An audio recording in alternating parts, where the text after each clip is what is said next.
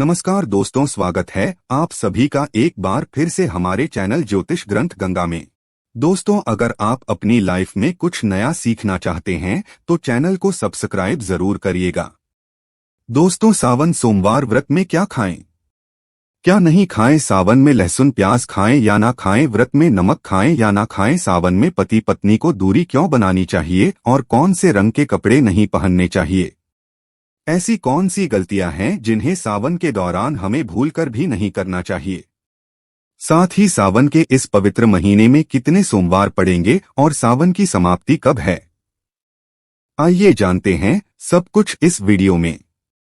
दोस्तों, सावन का महीना कोई मामूली महीना नहीं होता। ये महीना साक्षात प्रेम की सौगात लेकर आता है, जिस कारण भक्तों को बड़ी बेसब्री से इंतजार रहता है।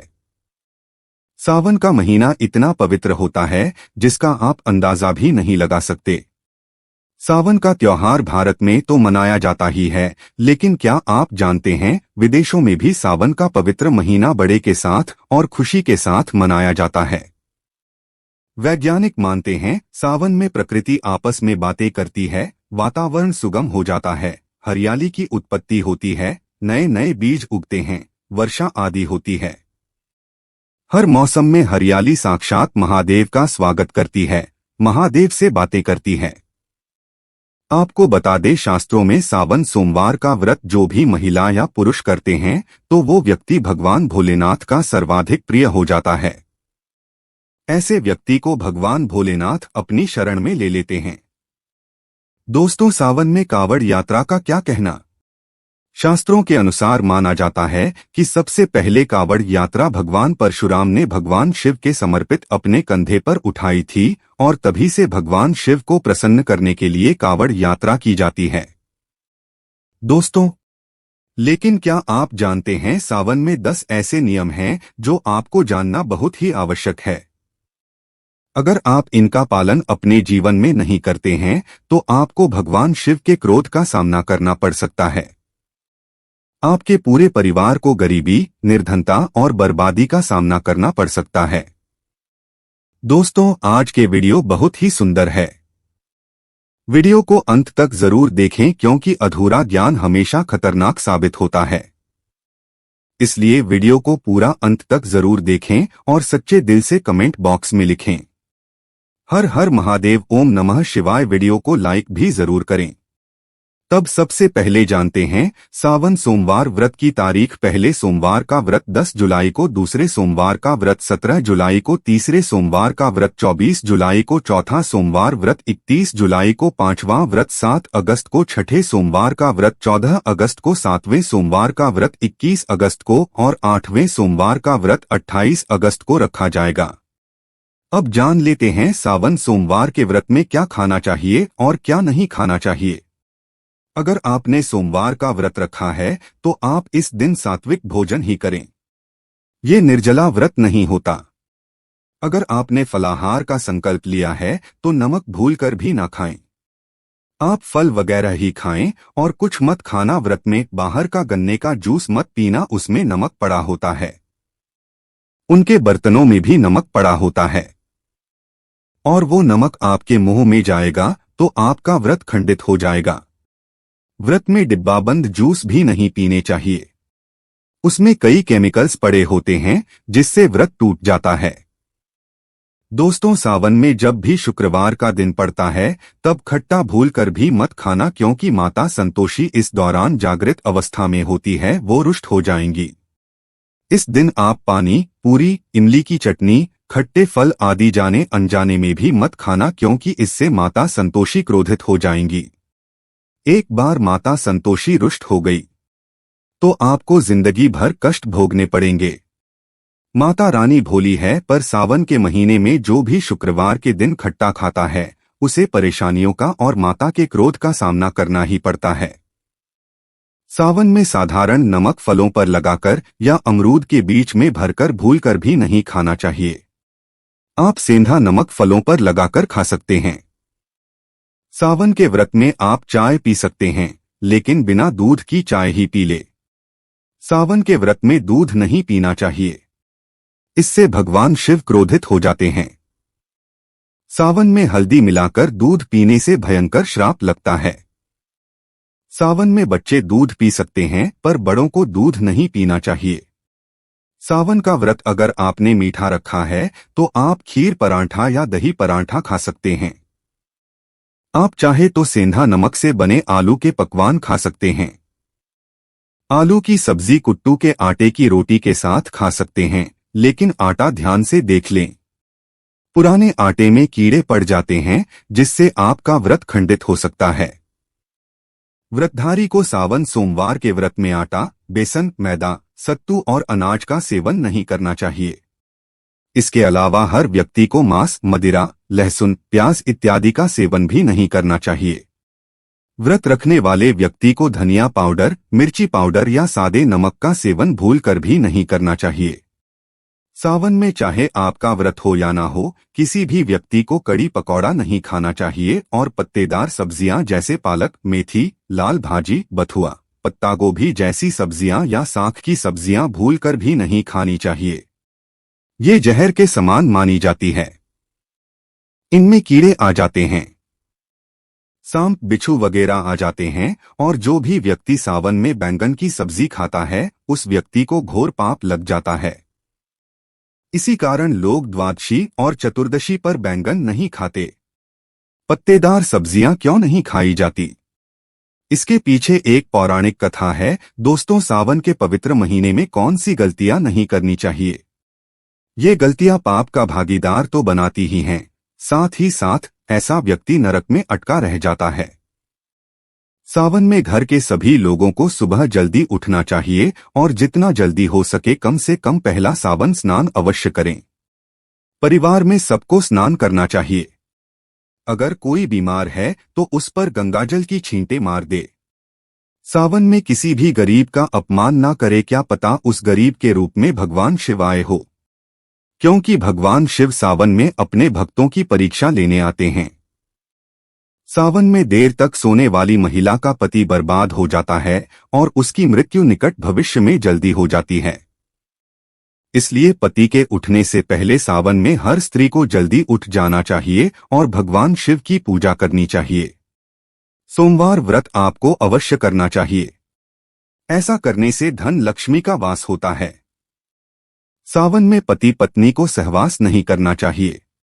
अगर आपने व्रत रखा है, यह आपकी पत्नी ने व्रत रखा है, तो आप दूरी बनाकर रखें, क्योंकि ऐसा व्यक्ति इस दौरान भगवान शिव की शरण में होता है।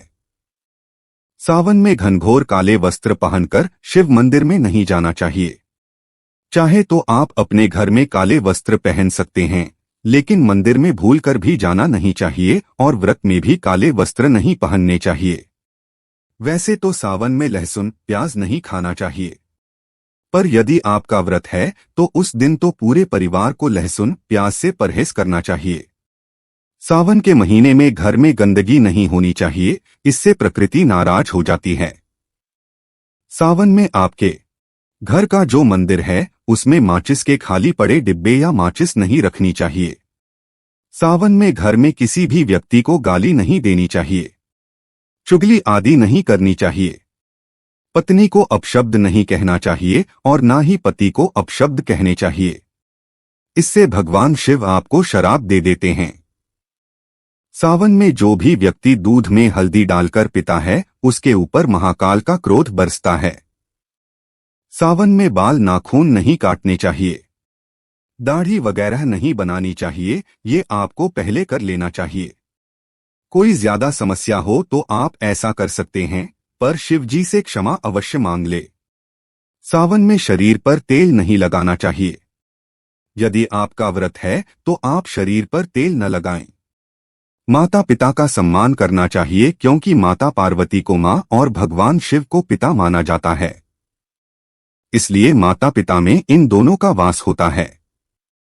माता पिता का आदर करने से भगवान शिव और मां पार्वती प्रसन्न होते हैं। सावन में देवी देवता से जुड़ी कोई भी शुभ चीज उपहार के तौर पर कभी भी किसी को ना दे, नहीं तो भगवान शिव आपके घर से सदैव के लिए चले जाएंगे। अब जानते हैं सावन के इस पवित्र महीने में शिवलिंग पर कौन कौन सी चीजें नहीं चढ़ानी चाहिए, जिससे कि आपको पाप ना लगे। शिव पुराण के अनुसार शिव भक्तों को कभी भी भगवान शिव को तुलसी, हल्दी और सिंदूर सहित ये 6 वस्तुएं नहीं चढ़ानी चाहिए। पौराणिक कथा के अनुसार केतकी के फूल ने ब्रह्मा जी के झूठ में साथ दिया था, जिससे नाराज होकर भगवान भोलेनाथ ने केतकी के फूल को श्राप दिया। इसलिए केतकी का फूल शिवलिंग पर चढ़ाया नहीं जाता। नारियल का पानी भी शिवलिंग पर कभी अर्पित नहीं करना चाहिए। शंख से जल भी भगवान भोलेनाथ को नहीं चढ़ाना चाहिए। शास्त्रों के अनुसार सुबह 5 बजे से लेकर सुबह 11 बजे तक शिवलिंग पर जल चढ़ाना बहुत ही शुभकारक और अत्यंत मंगलकारी माना जाता है। कभी भी शाम के समय शिवलिंग पर जल न चढ़ाएं। शास्त्रों के अनुसार शिवलिंग पर काली मिर्च चढ़ाने से रोगों का नाश होता है, साथ ही सुख समृद्धि की प्राप्ति होती है। घर में कभी भी अंगूठे के आकार से बड़ा शिवलिंग नहीं रखना चाहिए और शिवलिंग पर जलधारा अवश्य होनी चाहिए। भगवान भोलेनाथ को टूटे हुए अक्षत कभी अर्पित नहीं करने चाहिए, इससे वो क्रोधित हो जाएंगे। सावन के पवित्र महीने में कटे फटे बिलपत्र शिवलिंग पर अर्पित नहीं करने चाहिए। बेलपत्र की संख्या 3 होनी चाहिए।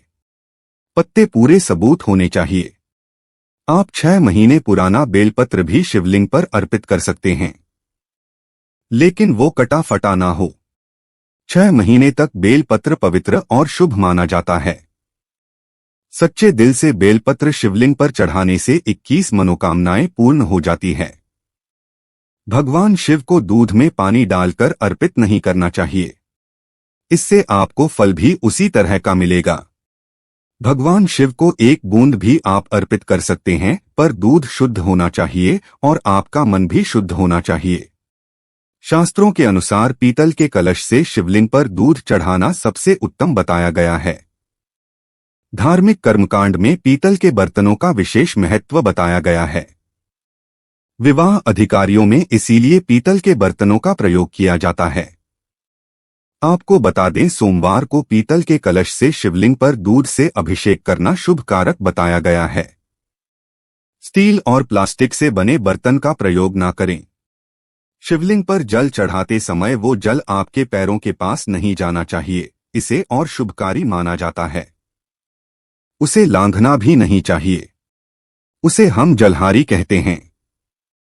सावन में जल अपने घर का होना चाहिए।